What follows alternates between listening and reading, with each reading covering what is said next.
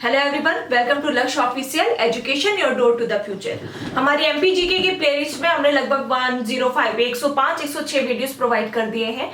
आज जो पिछला लेक्चर आया था एमपीजीके का वो था मध्य प्रदेश के इतिहास से संबंधित, एमपी की हिस्ट्री के से रिलेटेड था वो वीडियो। और वहां पर हमने वैदिक काल से लेके मौर्योत्तर काल के अंतर्गत कौन कौन से वंश आते हैं, कौन कौन से प्रमुख शासक होते हैं, उनका मध्य प्रदेश से क्या संबंध होता है ना। मध्य प्रदेश के इतिहास के अंतर्गत यही सारी चीजें तो हम पढ़ते हैं कि मध्य प्रदेश के अंतर्गत प्रमुख वंश, जैसे अगर मौर्य वंश है तो मौर्य वंश के काल में मध्य प्रदेश में ऐसी कौन सी महत्वपूर्ण बात हुई, वही मध्य प्रदेश के एग्जाम्स में पूछा जाता है। तो मौर्य काल के बाद अगला जो हमारा इतिहास के क्रम में हम जो अगला टॉपिक शुरू करेंगे वो करेंगे मौर्योत्तर काल में, या मध्य प्रदेश में मौर्योत्तर काल कैसा रहा, कौन कौन सी प्रमुख घटनाएं हुई। अगर आपने पिछले वीडियोस नहीं देखे हैं, क्योंकि आप पिछले वीडियोस देख लेंगे तभी आपको आगे की चीजें बखूबी समझ में आएंगी। अगर पिछले वीडियो नहीं देखे हैं तो आप चैनल पर विजिट करेंगे, आपको प्ले लिस्ट का ऑप्शन मिलेगा, वहां पर आपको एमपीजीके की प्ले लिस्ट मिल जाएगी और आपको सारे वीडियोस लगभग 105 106 वीडियोस जितने भी आपको प्रोवाइड वहां पर आपको मिल जाएंगे। चलिए स्टार्ट करते हैं हम मौर्योत्तर काल। तो हम सभी को पता है जब हम इंडियन हिस्ट्री पढ़ते हैं तो वहां हम देखते हैं कि मौर्य काल के बाद जो भी वंश आते हैं भारत में या मगध पर जिन वंशों का शासन होता है उस काल को कहा जाता है मौर्योत्तर काल। और मौर्योत्तर काल में मौर्य काल के बाद जो वंश आता है उसका नाम है शुंग वंश। मतलब मौर्य काल का, मौर्य वंश का अंतिम शासक होता है वृहदत्त। वृहदत्त के एक सामंत सामंत ही था, एक सामंत पुष्यमित्र शुंग के द्वारा वृहदत्त की हत्या कर दी जाती है। और हत्या करने के बाद अब मगध पर मौर्य वंश की जगह शुंग वंश की स्थापना हो जाती है। इस तरह शुंग वंश का संस्थापक की अगर बात की जाए तो वो था पुष्यमित्र शुंग और इस वंश का सबसे प्रमुख शासक भी माना जाता है। शुंग वंश के बाद मगध पर स्थापना होती है कण्व वंश की। अब देखिए यहाँ पर हम ये नहीं पढ़ेंगे कि कौन कौन से शासक आते हैं, क्या क्या राजधानी बनाते हैं, मध्य प्रदेश में इनसे संबंधित क्या विशेषताएं रही इनके काल की, बस हम ये चीजें देखेंगे। तो शुंग वंश के बाद आता है कण्व वंश। कण्व वंश के बाद आता है सातवाहन वंश। ये बेसिकली दक्षिण भारत का एक वंश था।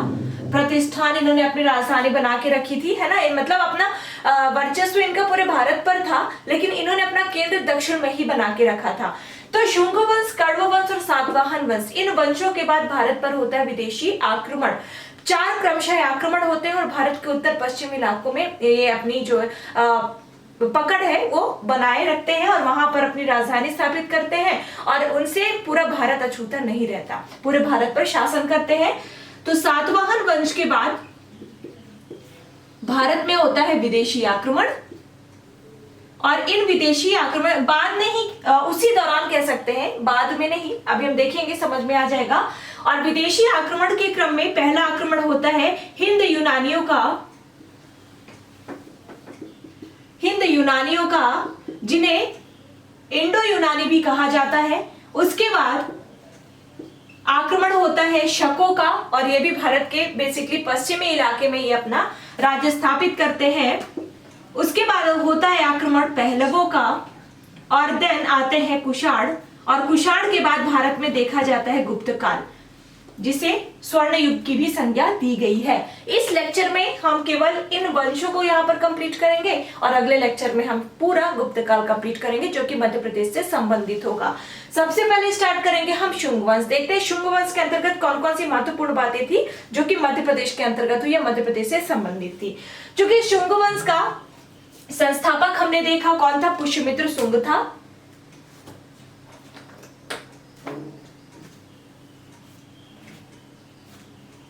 ठीक है, तो शुंग वंश का संस्थापक था पुष्यमित्र शुंग। और एक क्वेश्चन एक बार पूछा गया था आपके एमपीपीएससी में कि जो ये शुंग थे ये मूलतः कहाँ के निवासी थे।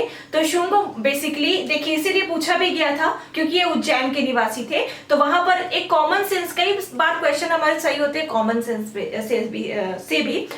तो शुंग वंश जो थे, ये शुंग थे, ये उज्जैन के मूल निवासी थे, मौर्यों की ये सेवा में थे, है ना। और फिर मौर्यों के अंतिम शासक वृहदत्त की हत्या कर देता है पुष्यमित्र शुंग और शुंग वंश की स्थापना कर देता है।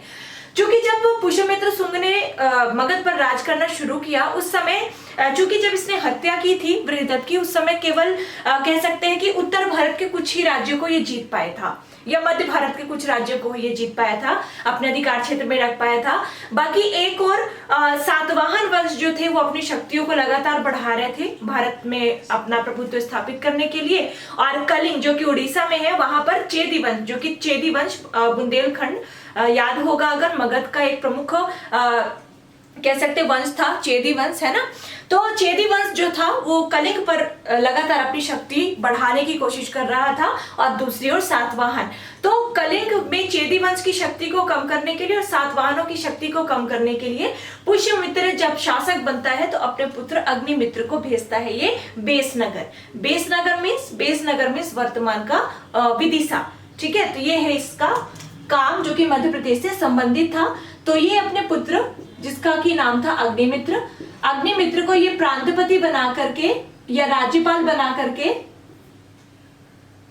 प्रांतपति बना के ये कहां भेजता है, बेसनगर भेजता है।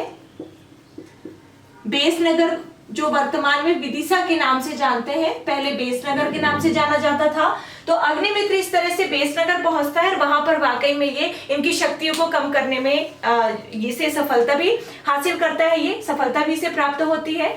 और अग्निमित्र के जीवन काल में सबसे जो महत्वपूर्ण बात मानी जाती है, या इसके बारे में जो सबसे महत्वपूर्ण बात मानी जाती है, वो ये है कि जो भारत के शेक्सपियर कहे जाते हैं कालिदास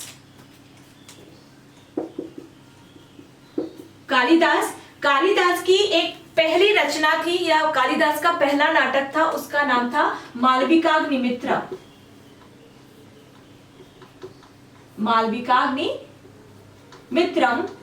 है ना। तो पहला क्वेश्चन, 2 क्वेश्चन तो यहीं से तैयार हो गए। भारत का शेक्सपियर किसे कहा जाता है, आंसर कालिदास। मालविकाग्निमित्रम किसकी रचना है, आंसर हो गया कालिदास की पहली रचना कौन सी थी, आंसर हो गया मालविकाग्निमित्रम। और पहली रचना या पहला नाटक, ये नाटक था कालिदास का। और यह जो नाटक था मालविकाग्निमित्रम, ये इसी अग्निमित्र और इसकी प्रेमिका थी मालविका, इनके प्रेम प्रसंग को आधार बना करके ये नाटक लिखा गया था, इस नाटक की रचना की गई थी। तो मालविकाग्निमित्रम का मेन क्या बोलते हैं उसे, हीरो कौन है, तो वो है शुंग वंश का शासक, या शुंग वंश में पुष्यमित्र का जो पुत्र था अग्निमित्र, वो और उसकी प्रेमिका मालविका, है ना। दोनों को देखिए, दोनों को मिलाया गया मालविकाग्निमित्रम, नाम से ही पता चल रहा है। तो इस तरह से कालिदास की रचना मालविकाग्निमित्रम अग्निमित्र से ही संबंधित थी। और चूंकि ये विदिशा का प्रांतपति था, इसलिए भी ये ज्यादा महत्वपूर्ण हो जाता है। और जो सांची का स्तूप था, सांची मध्य प्रदेश में ही स्थित है, रायसेन में स्थित है, विदिशा से बहुत ज्यादा दूर नहीं है। तो सांची के स्तूप में चारों ओर जंगले का निर्माण, जहां पर परिक्रमा लगाई जाती है, उस जंगले का निर्माण संभवतः अग्निमित्र के ही काल में किया गया था। तो ये इतनी चीजें मध्य प्रदेश से संबंधित है। उसके बाद एक और जो महत्वपूर्ण तथ्य सामने आता है शुंग वंश के अंतर्गत, वो ये है, शुंग वंश का एक शासक हुआ करता था, उसका नाम था भागभद्र। और इस भागवत शासक के कार्यकाल में भागवत शासक के कार्यकाल में यूनान से एक राजदूत आता है, उसका नाम था हेलियोडोरस। ये आया कहां से था, यूनान से आया था, यूनानी राजदूत था ये। तो पहला क्वेश्चन पूछा जा सकता है कि यूनानी राजदूत हेलियोडोरस के शासक के दरबार में आया था, आंसर हो जाएगा भागभद्र, जो कि शुंग वंश का एक शासक था। और ये जो हेलियोडोरस था, ये क्यों इंपॉर्टेंट हो जाता है, वो इसलिए क्योंकि हेलियोडोरस ने विदिशा अर्थात बेसनगर में गरुड़ स्तंभ उत्कीर्ण कराया था। गरुड़ स्तंभ उत्कीर्ण कराया था, और किस लिपि में कराया था, ब्राह्मी लिपि में कराया था। तो ब्राह्मी लिपि में गरुड़ स्तंभ को उत्कीर्ण कराने वाला जो व्यक्ति था, उसका नाम था हेलियोडोरस। और इस गरुड़ स्तंभ को खाम बाबा के नाम से भी जानते हैं, खाम बाबा के नाम से भी जानते हैं। तो अगर पूछा जाता है कि खाम बाबा को किसने उत्कीर्ण कराया, गरुड़ स्तंभ किसने उत्कीर्ण कराया, आंसर हो जाएगा हेलियोडोरस। कहां उत्कीर्ण कराया, आंसर हो जाएगा बेसनगर में उत्कीर्ण कराया। और उत्कीर्ण केवल नहीं कराया, बल्कि हेलियोडोरस ने खुद को परम भागवत की उपाधि दी, या खुद को एक मिनट, हाँ, परम भागवत घोषित किया और भागवत धर्म का अनुयायी। परम भागवत का मतलब होता है भागवत धर्म का अनुयायी। तो ये इसने भागवत धर्म को फॉलो करना शुरू किया और खुद को इसने परम भागवत भी घोषित किया। तो ऐसा कौन सा व्यक्ति था जिसने स्वयं को परम भागवत घोषित किया? आंसर हो जाएगा हेलियोडोरस। ठीक है, परम भागवत का मतलब होता है भागवत धर्म का अनुयायी। तो शुंग वंश के अंतर्गत मध्य प्रदेश के जो प्रमुख तथ्य हैं, घटनाएं हैं, वो इतनी ही पूछी जाएंगी, है ना। बहुत ज्यादा पूछी गई तो फिर वो अलग बात है, लेकिन जो महत्वपूर्ण तथ्य घटनाएं हैं वो इतनी ही है। अब इसके बाद शुंग वंश के बाद स्थापित होता है भारत में कण्व वंश। वासुदेव कण्व नामक व्यक्ति भारत में मगध में कण्व वंश की स्थापना करता है, लेकिन कण्व वंश का ऐसा कोई महत्वपूर्ण इतिहास मध्य प्रदेश में नजर नहीं आता, इसलिए कण्व वंश को यहाँ पर हम छोड़ देंगे। आएंगे सातवाहन वंश पर। सातवाहन वंश के संस्थापक का नाम था सिमुक। सातवाहन वंश का जो सबसे प्रतापी शासक माना जाता है वो है गौतमीपुत्र शातकर्णी। गौतमीपुत्र शातकर्णी। और इन शासकों के बारे में जो महत्वपूर्ण बातें हैं वो ये है कि इन्होंने अधिकार तो संपूर्ण भारत पर किया था, लगभग संपूर्ण भारत पर इन्होंने अधिकार किया, लेकिन जहां पर हमने अभी तक देखा मौर्योत्तर काल तक, कण्व वंश तक हमने देखा कि इन्होंने अपनी राजधानी जो है, अपना केंद्र उत्तर भारत में ही बना रखा था। लेकिन सातवाहन दक्षिण भारत का एक प्रमुख वंश माना जाता है। ये महाराष्ट्र में इन्होंने अपनी राजधानी बनाई रखी और वहीं से ये शासन करते रहे। और इस वंश का सबसे प्रतापी शासक माना जाता है गौतमीपुत्र शातकर्णी। और बस इतना ही याद रखिए कि गौतमीपुत्र शातकर्णी के कुछ सिक्के जो हैं वो मिले हैं मध्य प्रदेश के उज्जैन से। मध्य प्रदेश के उज्जैन से गौतमीपुत्र शातकर्णी के कुछ सिक्के प्राप्त हुए हैं। इस तरह से मौर्य काल के बाद जो प्रमुख वंश थे उनके बारे में हमने देखा कि मध्य प्रदेश के अंतर्गत उनका कौन सा क्या इतिहास रहा, क्या क्या महत्वपूर्ण घटनाएं हुई। अब बारी आती है विदेशी आक्रमणकारियों की। विदेशी आक्रमणकारियों के अंतर्गत सबसे पहले आक्रमण होता है भारत में हिंद यूनानियों का, और ये भारत के पश्चिमी इलाके में अपना केंद्र स्थापित करते हैं और वहीं से भारत पर नियंत्रण रखना शुरू करते हैं। हिंद यूनानियों का एक शासक था जिसका नाम था मिनांडर। इसका नाम था मिनांडर। मिनांडर के बारे में एक महत्वपूर्ण बात ये कही जाती है कि एक बौद्ध भिक्षु हुआ करते थे जिनका नाम था नागसेन। इनका नाम था नागसेन, नागार्जुन भी कहा जाता है। तो ये जो नागसेन थे बौद्ध भिक्षु, इनसे और मिनांडर के मध्य बहुत संवाद हुआ था। ठीक है, इनके मध्य जो संवाद हुआ था बौद्ध धर्म से ही रिलेटेड चूंकि ये संवाद था, और ये इनका जो संवाद है इसे एक ग्रंथ में संकलित किया गया है और उस ग्रंथ का नाम है मिलिंदपन्हो। मिलिंदपन्हो, और इसका अर्थ होता है मिलिंद के प्रश्न। मिलिंद के प्रश्न, और यहाँ पर मिलिंद का मतलब है मिनांडर। मिनांडर ने बौद्ध भिक्षु नागसेन से कुछ प्रश्न पूछे और नागसेन ने उन प्रश्नों का जवाब मिनांडर को दिया, और यही पूरा जो संवाद है ये मिलिंदपन्हो नामक ग्रंथ में संकलित किया गया है, जिसे मिलिंद के प्रश्न भी कहा जाता है। और चूंकि नागसेन से इसने प्रश्न पूछा और नागसेन जो बौद्ध भिक्षु थे उन्होंने इसे संतोषजनक उसका उत्तर दिया, और यही कारण है, यही कहा भी जाता है कि नागसेन ने ही मिनांडर को बौद्ध धर्म अपनाने के लिए प्रेरित किया था या उसकी सहायता की थी। ठीक है, तो मिनांडर के बारे में ये महत्वपूर्ण तथ्य। लेकिन मध्य प्रदेश में संबंधित या मध्य प्रदेश से संबंधित चीजें जो है वो बस इतनी है कि इसके सिक्के, मिनांडर के सिक्के मिले हैं मध्य प्रदेश में बालाघाट से। बालाघाट से कुछ सिक्के मिले हैं, जैसे गौतमीपुत्र शातकर्णी के कुछ सिक्के उज्जैन से मिले हैं, उसी तरह से मिनांडर के कुछ सिक्के मिले हैं बालाघाट से। अब हिंद यूनानियों के बाद इनकी जगह लेते हैं शक। शक आते हैं। ठीक है, कहा जाता है कि ये चीन, पश्चिमी चीन इलाके के ये मूल निवासी थे, वहां से ये भारत में आते हैं, आक्रमण करते हैं और भारत पर अपना राज्य स्थापित कर लेते हैं। और इन शक राज्यों में केवल एक वंश नहीं था, कई सारे वंश थे। उन सभी वंशों में मध्य प्रदेश में जिन वंशों की स्थापना हुई थी वो दो थे। एक वंश था छहरात वंश और एक वंश था कार्दमम वंश।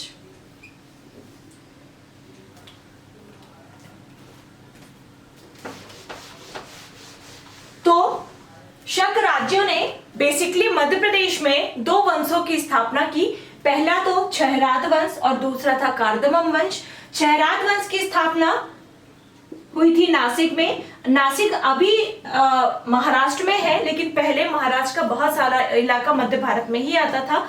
इस कारण से मध्य प्रदेश के अंतर्गत नासिक को भी काउंट किया जाता है, पहले किया जाता था। तो नासिक में छहराद वंश की स्थापना हुई थी और कार्दमम वंश की स्थापना हुई थी उज्जैन में। मतलब इन्होंने उज्जैन को अपनी राजधानी बनाई और छहराद वंश ने नासिक को अपनी राजधानी बनाई। जो छहराद वंश है, पहले छहराद वंश की बात करेंगे। छहराद वंश के प्रमुख दो शासक हुए थे। एक हुआ था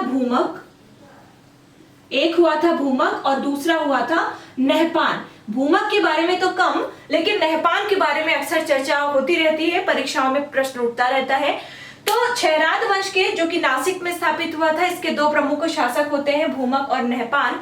चूंकि नहपान इसलिए महत्वपूर्ण हो जाता है क्योंकि सातवाहन वंश के प्रमुख शासक गौतमीपुत्र सातकर्णी के साथ नहपान का संघर्ष हुआ था। जिस समय ये जो शक वंश है, जिस समय ये उद्भव हो रहा था इसका, उस समय सातवाहन वंश के प्रमुख शासक गौतमीपुत्र सातकर्णी से नहपान का संघर्ष हुआ और इसमें नहपान की हार हुई और नहपान इसमें मारा गया था। तो नहपान का संघर्ष हुआ था गौतमीपुत्र सातकर्णी के साथ, और इसमें जीत किसकी हुई? गौतमीपुत्र सातकर्णी की, और नहपान की हार हुई और नहपान अंततः इस युद्ध में मारा गया था। ठीक है। उसके अलावा शिवपुरी से नहपान के कुछ सिक्के प्राप्त हुए हैं, है ना। बाकी याद करने की योग्य चीजें बस इतनी ही थी जो कि मध्य प्रदेश के संबंध में पूछी जाती है। देन आते हैं हम कार्दमम वंश में, जो कि उज्जैन में स्थापित हुआ। शकों का ही एक वंश था जो कि उज्जैन में स्थापित हुआ, और शकों का कहा जाता है कि प्रमुख शासक था रुद्रदामन, और वो जो रुद्रदामन था वो वास्तव में कार्दमम वंश का ही, शक राज्य के कार्दमम वंश का ही प्रमुख शासक था। तो जिस तरह से छहराद वंश के प्रमुख शासक भूमक और नहपान थे, उसी तरह से कार्दमम वंश का प्रमुख शासक था रुद्रदामन। और अगर कार्दमम वंश की स्थापना की बात की जाए तो एक यशोमती और इनके पुत्र थे चेष्टक। यशोमती और इनके पुत्र का नाम था चेष्टक। इन दोनों ने मिलकर के उज्जैन में कार्दमम वंश की नींव डाली थी, और उसी वंश का एक प्रमुख शासक होता है रुद्रदामन। रुद्रदामन के बारे में बहुत सारी चीजें मिलती है सुनने को, पढ़ने को। जैसे ऐसा पढ़ने को मिलता है कि गुजरात में काठियावाड़ के पास जो, या सौराष्ट्र में जो सुदर्शन झील थी, उसका पुनरुद्धार रुद्रदामन ने करवाया था। दो शासकों ने करवाया था।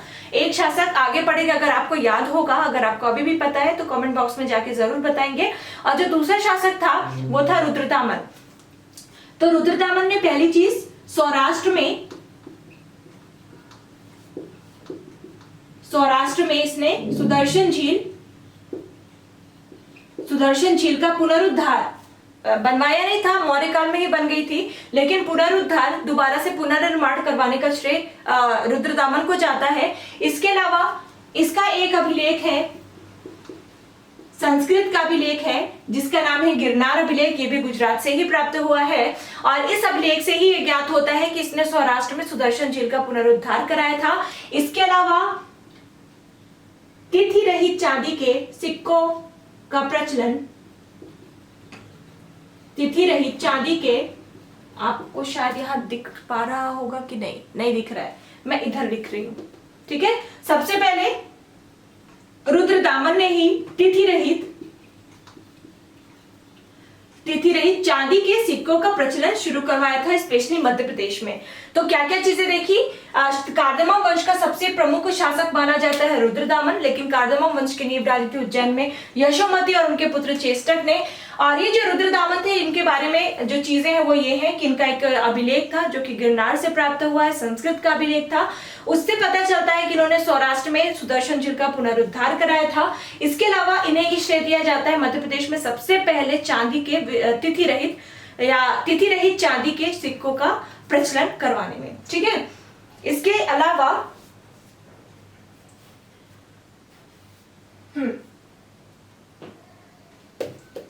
ठीक है, इसके अलावा अब शक वंश के अंतर्गत जो, या शक राज्य के अंतर्गत जो ये कार्दमम वंश है, इसी वंश का अंतिम शासक शकों का भी अंतिम शासक होता है और इसकी हत्या करता है चंद्रगुप्त विक्रमादित्य, जो कि गुप्त वंश का एक प्रमुख शासक था, जिसे चंद्रगुप्त द्वितीय के नाम से भी जानते हैं।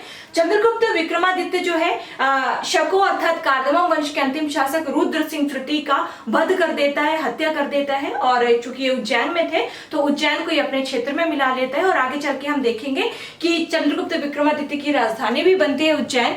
तो इस तरह से खत्म हो जाता है हमारा शक अर्थात चेहरात वंश और कार्दमम वंश। ठीक है, क्लियर हो गया होगा।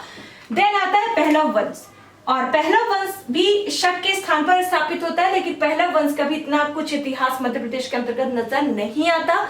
उसके बाद आता है कुषाण वंश। कुषाण वंश का प्रमुख शासक था कनिष्क, और कनिष्क जो था प्रमुख शासक था, प्रतापी शासक था, शक्तिशाली शासक था, लेकिन इसका भी जो राज्य क्षेत्र था ना वो उत्तर भारत तक ही लगभग सिमट कर रह गया।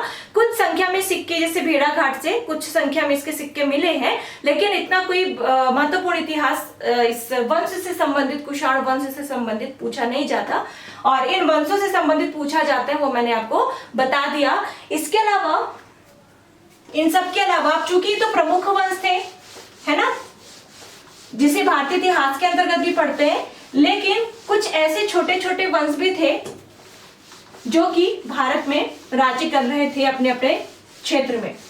उन वंशों में से एक वंश था नागवंश। और ये जो नागवंश था ना, ये मथुरा का वंश था। ठीक है, मथुरा इन्होंने अपनी राजधानी बना रखी थी, मथुरा का ये प्रमुख राजवंश था, और इसी मथुरा के नागवंश ने अपनी एक शाखा को मध्य प्रदेश में स्थापित करने का प्रयास किया। और मध्य प्रदेश के किस जगह में प्रयास किया, तो इन्होंने विदिशा को अपनी राजधानी बनाई। ठीक है, वृषनाथ ने नागवंश की एक शाखा मथुरा से ले आकर के इन्होंने मध्य प्रदेश में स्थापित की और राजधानी इन्होंने बनाई थी विदिशा को। राजधानी इन्होंने क्या बनाई थी? विदिशा बनाई थी। ठीक है, अब देखिए हम जब गुप्त काल पढ़ेंगे तो वहां पर हम देखेंगे कि गुप्त काल का एक शासक था जिसका नाम था चंद्रगुप्त विक्रमादित्य, भाई चंद्रगुप्त सेकंड। और चंद्रगुप्त सेकंड ने नागवंश के एक राजकुमारी कुबेर नागा से विवाह किया था। तो वो जो नागवंश की राजकुमारी कुबेर नागा थी वो नागवंश यही है, ये मथुरा वाला, मेन मथुरा वाला था, बस शाखा स्थापित की गई थी विदिशा में। ठीक, तो जो विक्रमादित्य, चंद्रगुप्त विक्रमादित्य में जब हम पढ़ेंगे कि नागवंश की राजकुमारी कुबेर नागा से इन्होंने विवाह किया था, वैवाहिक संबंध स्थापित करके नागवंश के साथ मित्रता करने का प्रयास किया था, वो नागवंश यही है मथुरा। ये भी शक्तिशाली था, परंतु इतना शक्तिशाली नहीं हो पाया था जितने अन्य वंश जो अभी हमने पढ़े हैं। इस तरह से मौर्योत्तर काल के जो प्रमुख वंश थे वो कंप्लीट हो जाते हैं। अब बारी आती है गुप्त काल की, और गुप्त काल के अंतर्गत मध्य प्रदेश में आपको ढेर सारी घटनाएं मिलेंगी, ढेर सारे रोचक तथ्य पढ़ने को मिलेंगे, और गुप्त काल से अधिकाधिक प्रश्न भी उठते हैं मध्य प्रदेश में होने वाले किसी भी एग्जाम में। अगले लेक्चर में हम देखेंगे गुप्त काल। तो इसी के साथ हमसे जुड़े रहे, चैनल को सब्सक्राइब कर ले, बेल आइकन प्रेस कर ले, अधिक से अधिक संख्या में अपने फ्रेंड्स, अपने रिलेटिव्स के साथ वीडियो को शेयर करें, ताकि जिन भी लोगों को वीडियो की जरूरत है उन सभी लोगों के पास ये वीडियो पहुंच पाए। वीडियो को लाइक करना बिल्कुल भी ना भूलें। Thank you so much and good luck.